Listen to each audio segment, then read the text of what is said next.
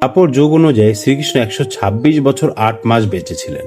তার মধ্যে 11 বছর ব্রজলীলাতে, 10 বছর মথুরা লীলাতে এবং পরবর্তী 105 বছর দ্বারিকা লীলায় কাটিয়েছিলেন। 3228 খ্রিস্টপূর্বাব্দ অর্থাৎ আজ থেকে প্রায় 5000 বছর আগে শ্রীকৃষ্ণের জন্ম মথুরায় কংসের কারাগারে হয়েছিল। কংসের ভয়ে বাসুদেব তাকে গোকুলে নিয়ে যায়।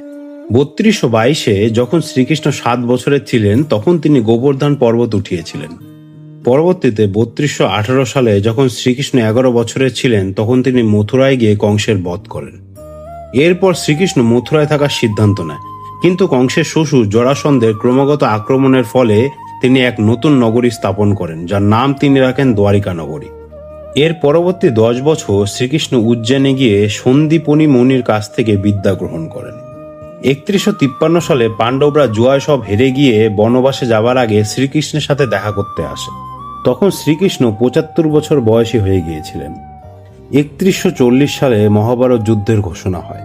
89 বছর বয়সে অর্জুনের সাথী হয়ে তিনি কুরুক্ষেত্র যুদ্ধের অংশ হন, আর সেখানেই তিনি অর্জুনকে গীতার জ্ঞান প্রদান করেন। যুদ্ধের শেষে 125 বছর বয়সে তিনি গুজরাটের ভালকাতে যান। 3102 খ্রিস্টপূর্বাব্দে জরা নামের এক শিকারী তীরে বিদ্ধ হয়ে তিনি এই ধরা ছাড়ার সিদ্ধান্ত নেন। ভিডিওটি যদি ভালো লেগে থাকে তাহলে সাবস্ক্রাইব করে নেবেন। হরে কৃষ্ণ।